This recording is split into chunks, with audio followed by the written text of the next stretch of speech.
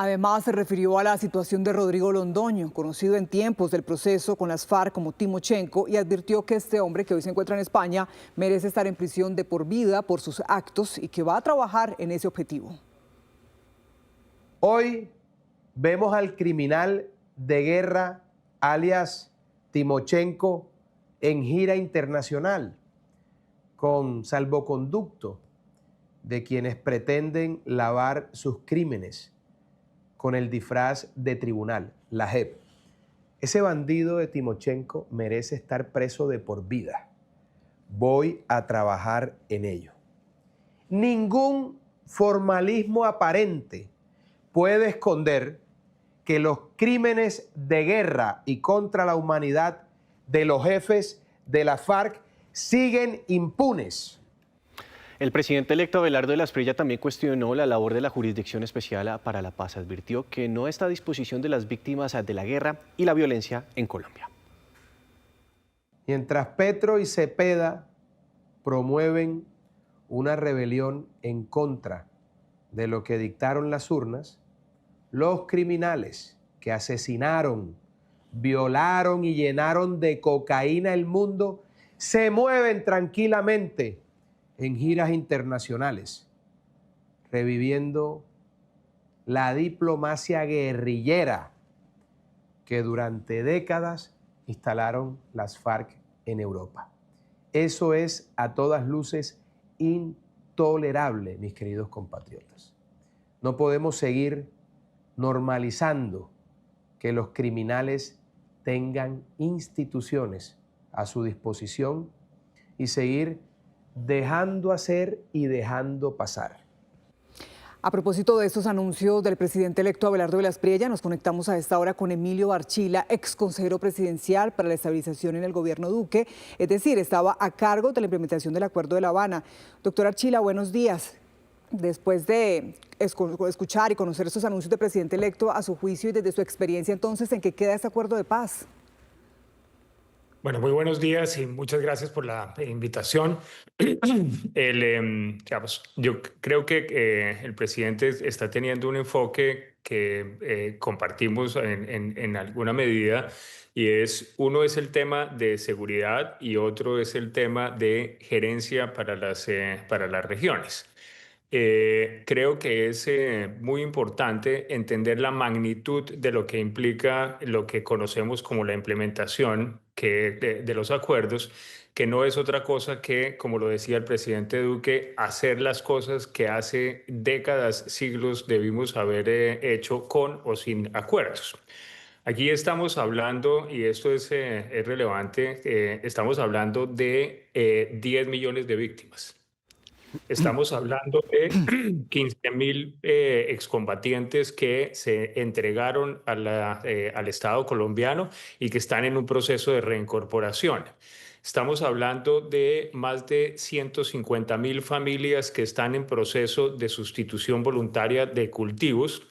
La administración de los planes de desarrollo con enfoque territorial, esos son los planes que van a sacar de la pobreza y de la violencia 170 municipios, la tercera parte del territorio de Colombia, 7 millones de colombianos. Es como la misma población de Bogotá.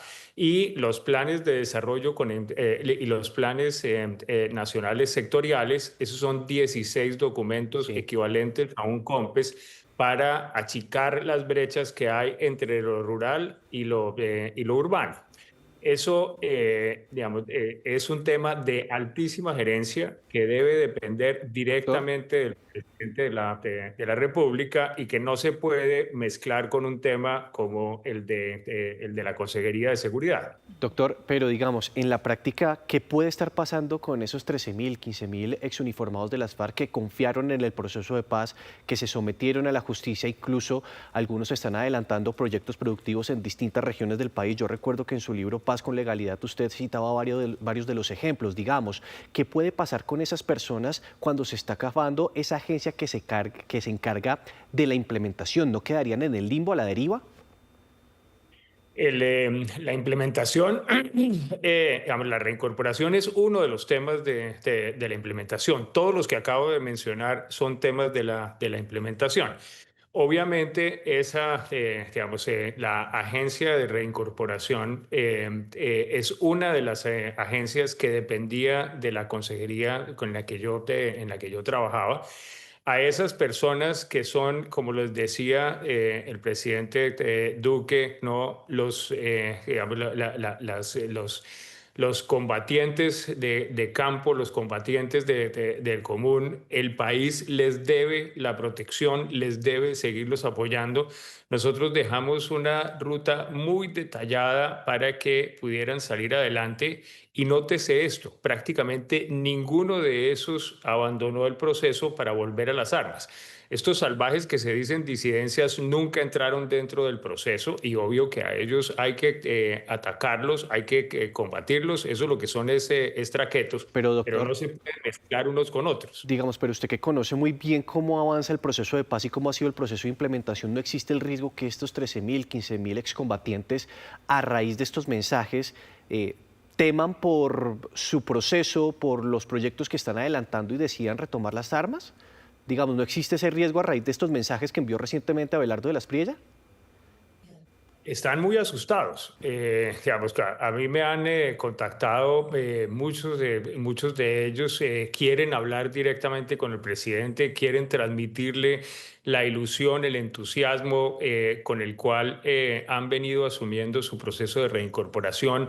Lo mismo sucede con la unidad de víctimas, la unidad de restitución de tierras, la Agencia de Renovación del Territorio para los PEDET.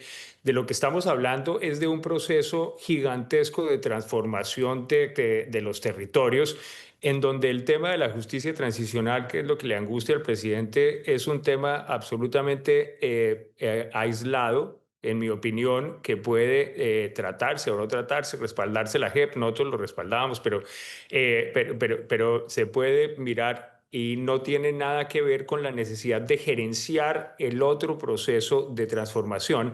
Y permítame señalar esto, la Corte Constitucional indicó que esos acuerdos debían implementarse durante 25 años y eso es lo que necesitamos. Necesitamos trabajar de esa manera para lograr la transformación de los territorios como lo pretende inclusive el presidente. Él anunció hace 3 días que quería sustituir la coca por café. Eso es el plan Colombia Sustituye, que trabajamos nosotros dentro del proceso de implementación. Necesita una gerencia que esté al lado del presidente.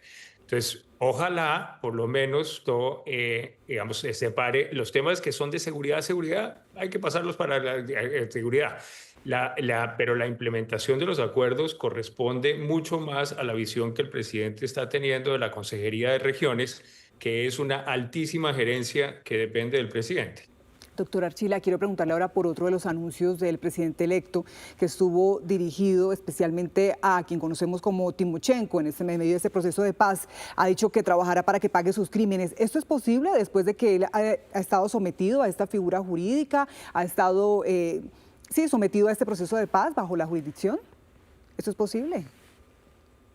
El Estado colombiano hizo una negociación con las antiguas FARC. Esas negociaciones fueron validadas por el Congreso de la República, fueron incorporadas dentro de la Constitución. La Corte Constitucional se pronunció y la justicia transicional, independientemente de que muchos pensamos que no ha tenido la contundencia, la celeridad, las decisiones que debería haber tenido, es parte de la institucionalidad colombiana. Así que por lo menos va a requerir un proceso jurídico muy, muy complejo para analizar si es posible simplemente decirles, no, señores, ahora ya no vamos a cumplir con lo que el Estado les prometió. Doctor Archila, una última pregunta y tiene que ver con el cambio que este gobierno quiere hacer a la figura del comisionado de paz. Yo entiendo que legalmente no se puede eliminar esta consejería porque fue una norma que se aprobó en el Congreso y por lo tanto tendría que pasar otra norma para eliminarse esta figura. Pero sí se puede cambiar el sentido de este trabajo, que ya no sea un comisionado de paz y sí un comisionado de seguridad. Nosotros, digamos, en la administración del presidente Duque los teníamos que los tres. Digamos, había una persona que era el comisionado de paz. Esa es una figura que no está creada por decreto, es una figura creada por ley para desarrollar muchas de las facultades que constitucional y legalmente tiene el presidente. Había un consejero de seguridad, el doctor Guarín era el consejero de seguridad, y una gerencia de la implementación que era donde yo estaba. La magnitud de las tres labores realmente requiere de perfiles, de enfoques, de trabajos diferentes.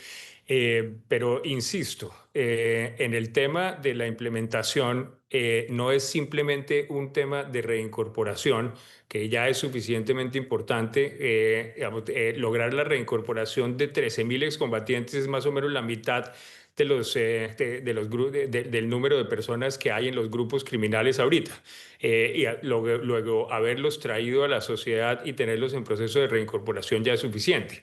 Pero se necesita esa alta gerencia para implementar las políticas de víctimas, que son 10 millones de personas, las políticas de los planes de desarrollo con enfoque territorial, que son otros 6 millones de colombianos, los de sustitución de cultivos ilícitos, y los planes de desarrollo y los planes nacionales sectoriales. Y todo eso ocurre en las mismas regiones, y se necesita de esa articulación que solamente la puede lograr el presidente teniendo a alguien que se lo gerencie. Pues, doctor Emilio Archila, le agradecemos mucho estos minutos con nosotros. Gracias por permitirnos conocer su análisis y ayudarnos a entender también el impacto de estas decisiones. Buen día. A ustedes, muchísimas gracias.